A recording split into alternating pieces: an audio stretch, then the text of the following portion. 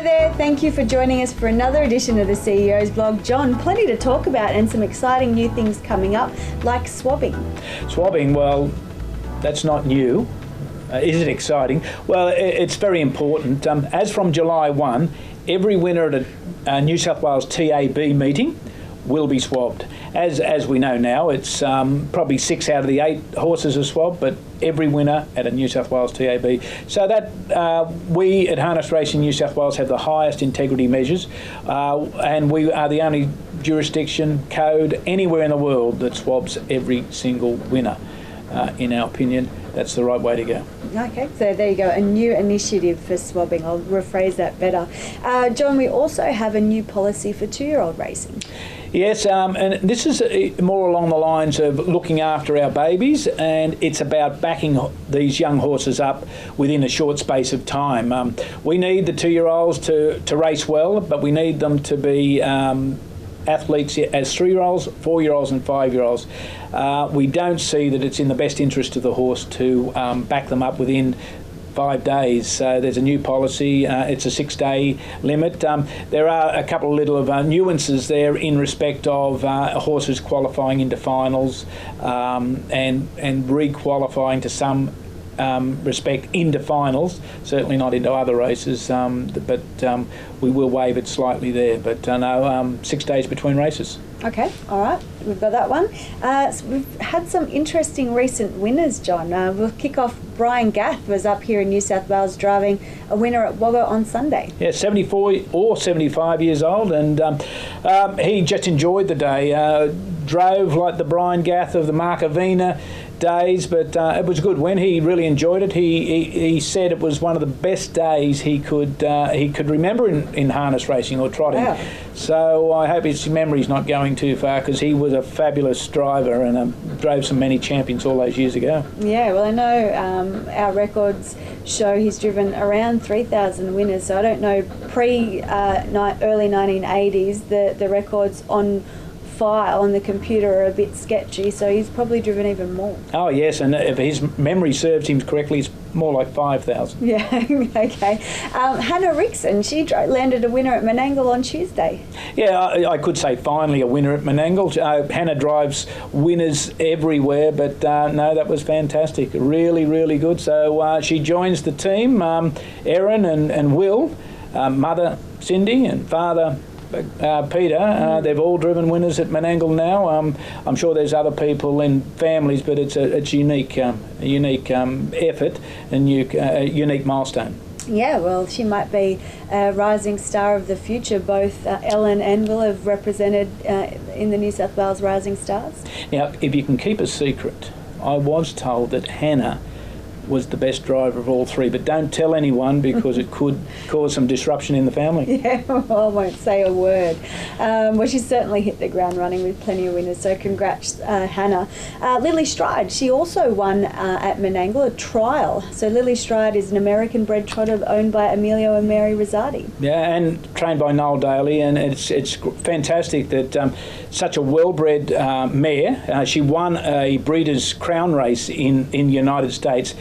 Amelia and Mary have brought her out to Australia. They could have left her in the US and raced for the riches there, but they've brought her out to Australia. She will show how good a trotter she is, and she will eventually go to the breeding barn and really improve the stock of the trotting horse here in Australia. So we'll watch her first start, or eagerly await her first start. But Lily Stride, she's something special. Yeah, most definitely. She reeled off a quarter in 26 something to win that trial, so who knows what she can produce at the races. Well, maybe she might be an entry in the Tabcorp Len Smith Mile on Breeders' Challenge Day, but maybe not. Maybe not. Well, there you go. That will be a first, wouldn't it? Yes, but we're fully supporting of the trotters in New South Wales, across Australia, and there could be some big riches coming up for the horses like Lily Stride, and we just wait and see how that turns out. Is that another little bit of news, or?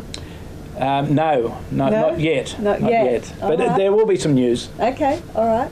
Angus Garrard. We're not talking, we've moved out of New South Wales now, but Angus Garrard started driving? Yeah, we're not only New South Wales, and Angus, first couple of drives at Albion Park yesterday. Wasn't successful, but success isn't too far away, and for his grandfather, Chris in particular, he was a really proud man, and he's a strong supporter of harness racing all across Australia. Darren and Gail, mum and dad, really fantastic, and we wish Angus all the best. Came through the mini trots ranks, so that's something else as well. Yes, certainly.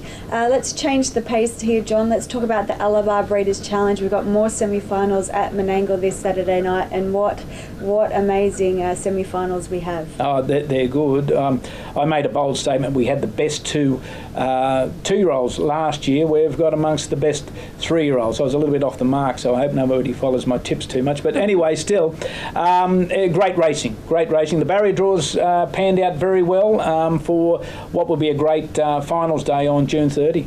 Okay, and let's still talking about Breeders' Challenge. There's been a bit of a change with the Breeders' Challenge owners bonus certificates. Yes, well, as people who are fortunate enough to win these certificates, you can use them for paying sustaining fees in the Breeders' Challenge. Now that Harness Racing New South Wales is assisting with funding of the Bathurst Gold Crown, you can use those certificates to pay your sustaining fees there as well. So just another little add-on, and of course Breeders' Challenge, Bathurst Gold Crown, they all lead through to those 4 and 5-year-old championships in the Riverina at Wagga. In 2020 it starts, so it's about building in every respect in New South Wales, the prize money base and also the opportunities. We're talking about building. Harness Racing New South Wales has built a new website for the Breeders' Challenge just to make it an easy one-stop shop for people looking for that information. The New South Wales Bred, NSW Bred.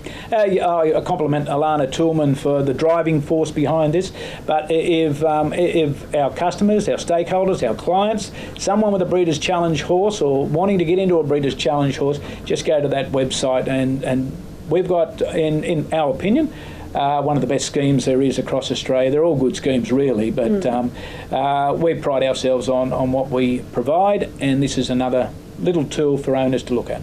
Yeah, what I really love is you can see if your horse, sometimes you might forget if you've paid up for the Breeders' Challenge or not, and there's a full list for 2-year-olds and 3-year-olds to see if they're eligible, not eligible, and whatnot. So yeah, well, that is a great tool because we have the Evolution series, Kevin and Kay Seymour Evolution series. That's there. We've got races with Breeders' Challenge eligible only on it, so it helps trainers. They can see where their horse is. It's one of the most disappointing things, Amanda, is that someone nominates a horse for a race, they think they're Breeders' Challenge eligible and they're not, or a breeder has a horse racing, thinks that they're going to collect a bonus because they've sold the horse and the owner hasn't paid the necessary sustaining fees. So whilst we won't be providing the bonus because it's not paid up for it, an owner knows not to, a breeder knows not to get too excited before the fact. Yeah, they know exactly where they stand. Okay, John, let's talk about the Tab Carnival Cups. We have the last one for this year, well, this financial year at Cowra on Sunday. Yeah, and it's the last one for this year, not the last one. Yeah. No, Cowra on Sunday, a great meeting. It rounds up the tab.com.au Carnival Cups for this year. Of course, there'll be next year we'll move into, and for Cowra, they'll be actually celebrating their centenary in September. So this is a great meeting, but there might be an even greater one when a centenary, that's 100 years of racing, as we know. There'll be plenty to see for the people around Cowra and the Western Districts. Yeah, it's always a great afternoon out there. Okay, John, do you have anything else for our viewers for this edition of the blog? Not for this week, but we're still waiting on that potential stallion coming into New South Wales to boost the ranks again. All right, we'll look forward to it. Thanks for your time. My pleasure, Amanda.